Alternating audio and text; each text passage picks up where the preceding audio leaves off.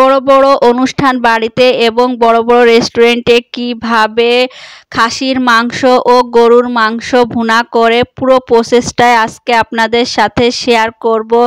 একই প্রসেসে দুইটার যে কোনো মাংস আপনি ভুনা করতে পারবেন, খুবই টেস্টি এবং মজাদার স্বাদে হবে। সেরা স্বাদে গরুর মাংস খাসির মাংস ভুনা রেসিপি। আসসালামু আলাইকুম আর রাজ্জাকু বাংলা ফুড চ্যানেলে আপনাদের স্বাগতম। প্রথমে যে কোনো মাংস নিয়ে নিতে হবে, গরুর মাংস বা খাসির মাংস, যে কোনো মাংস আমরা নিয়ে নেব। নিয়ে এটাকে ভালো করে ধুয়ে পরিষ্কার করে নেব। নেওয়ার পরে এখানে অবশ্যই যদি খাসির মাংস হয় তাহলে অবশ্যই এখানে লবণ দিয়ে ধুয়ে নিতে হবে, আর গরুর মাংস হলে লবণ দিয়ে ধোয়ার প্রয়োজন নেই। খাসির মাংস একটা হালকা গন্ধ থাকে। এরপরে একটা কড়াই নিয়ে সেই কড়াইতে আমরা গরুর মাংস বা খাসির মাংস যেটাই হোক আমরা এবার মাংসটা তুলে দেব। বড় বড় রেস্টুরেন্টে এইভাবেই কিন্তু গরুর মাংস বা খাসির মাংস ভুনা করে, বড় বড় অনুষ্ঠান বাড়িতেও এইভাবে ভুনা করে। কারণ আমরা কিন্তু দেখি কি আমরা বাসাতে মাংস মশলা ভুনা করে নিয়ে তারপরে মাংস রান্না করি, কিন্তু বড় বড় রেস্টুরেন্টে বড় বড় অনুষ্ঠানে কিন্তু এরকম বাটা মশলা মাংসর উপরে দেয়, দিয়ে তারপরে ওইখানে কিন্তু 20 কেজি 30 মন 20 মন মাংস, এবং রেস্টুরেন্টে কিন্তু 40 কেজি 50 কেজি মাংস রান্না করা হয়, 1 মন প্রায় মাংস রান্না করা হয়। কারণ রেস্টুরেন্টে অনেক মানুষ খেতে আসে এবং বড় বড় রেস্টুরেন্টে কিন্তু সেই ধরনের ভাবে পাক করা হয়, সেভাবে কিন্তু ওরা এরকম এখানে বাটা মশলা দিয়ে দিয়েছি। সব ধরনের বাটা মশলা এখানে দিতে হবে। এখানে আদা বাটা আছে, রসুন বাটা আছে, পেঁয়াজ বাটা আছে, এখানে আপনার হচ্ছে জিরে বাটা আছে, গরম মশলা বাটা আছে। এরপরে আরও কিছু গরম মশলা আস্ত ফল দিয়ে দেব, গরম মশলা দিয়ে দেব। এখানে জয়িত্রী জয়ফল দিয়ে বেটে নিয়ে আছে মশলাটা। এরপরে বাকি মশলাগুলো শুকনো উপকরণ হিসাবে আমি আবারও ব্যবহার করব।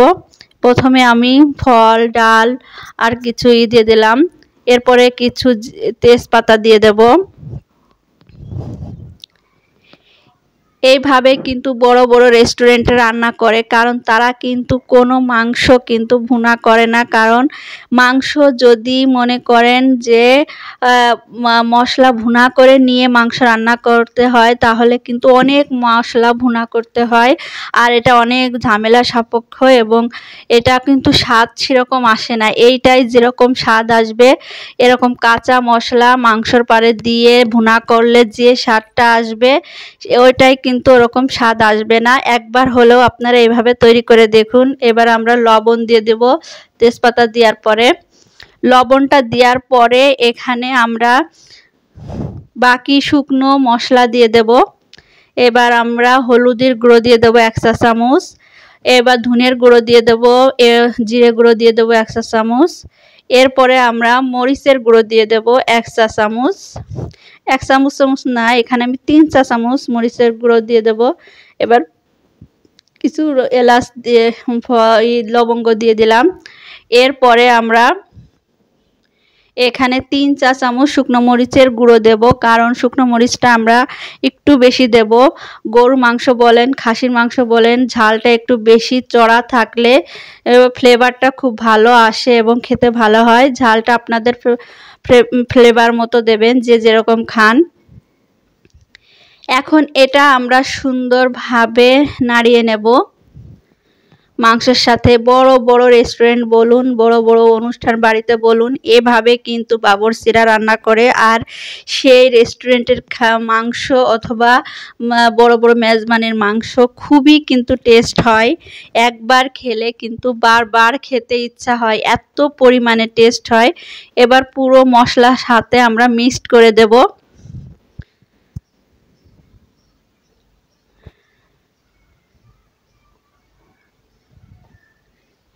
আমরা আগে যখন আমরা বড় বড় অনুষ্ঠান বাড়ি খেতে যেতাম তখন মনে করতাম না জানি কিভাবে না রান্না করে, এত টেস্ট হয় কিভাবে, আমরা বাসায় রান্না করলে তো এত টেস্ট হয় না। কিন্তু আসলে কৌশলটাই আলাদা। আমরা তো বাসায় মশলা ভুনা করে তারপর রান্না করি, কিন্তু ওরা মশলা ভুনা করে না।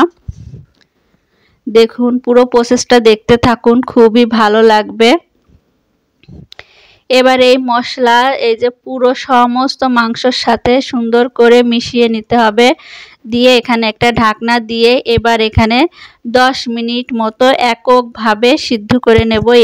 এর থেকে যে পানি, মাংস থেকে যে পানিটা বের হবে, পুরো পানিটাই এখানে কিন্তু পুরো পানিটাই একদম কমায় নিতে হবে। দেখুন মাংস থেকে কত পানি আসছে। আমি 5 মিনিট পর আমি আপনাদেরকে আবার দেখিয়ে দিচ্ছি। দেখুন কত পানি বের হয়েছে মাংস থেকে। আমি কিন্তু কোনো পানি এখানে দিইনি, মাংস থেকেই কিন্তু পানিটা বের হয়েছে। আর এই মাংসের পানি দিয়েই কিন্তু এই পুরো মাংসটা ভুনা করতে হবে।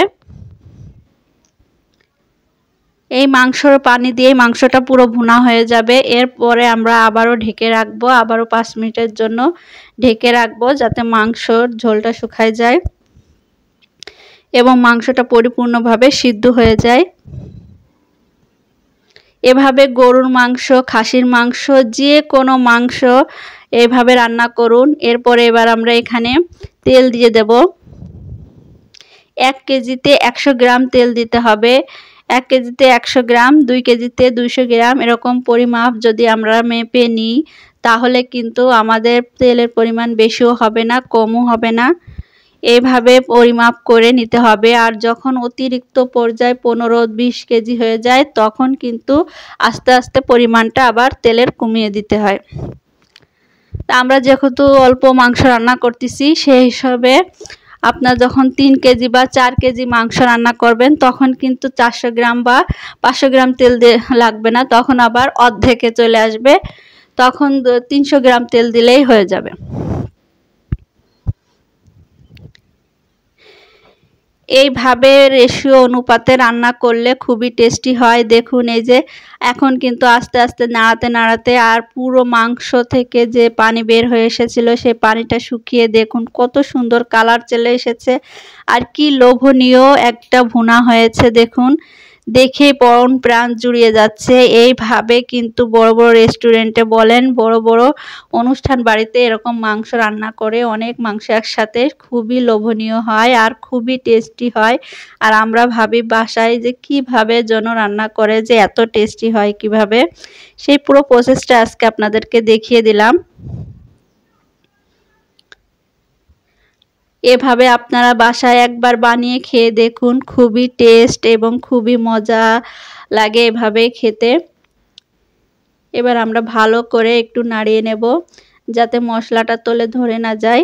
এরপরে আমরা একটু পানি দিয়ে দেব।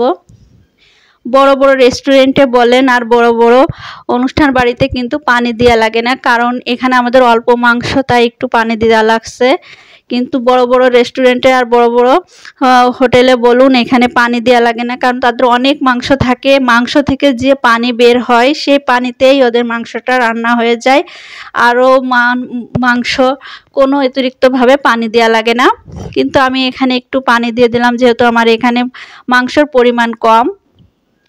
গরুর মাংস বলুন, খাসির মাংস বলুন, এভাবে একবার রান্না করলে সবাই আপনার প্রশংসা করবে আর পুরো বাড়িতে সুগন্ধ ছড়িয়ে পড়বে।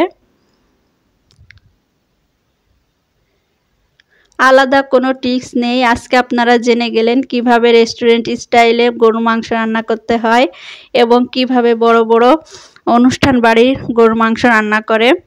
দেখুন এই যে কত সহজ এবং সিম্পল এবং কত টেস্টি আর কত লোভনীয় স্বাদ। দেখুন কত সুন্দর কালার এসেছে। হয়ে গেল একদম গরুর মাংস রান্না করা, একদম লোভনীয় টেস্টিতে। এভাবে একবার আপনারা বাসায় বানিয়ে দেখুন, সবাই আপনার প্রশংসা করতে বাধ্য হবে। খুবই লোভনীয় স্বাদে গরুর মাংস ভুনা রেসিপি। ভালো লাগলে শেয়ার, সাবস্ক্রাইব এবং পাশে থাকুন। আল্লাহ হাফেজ।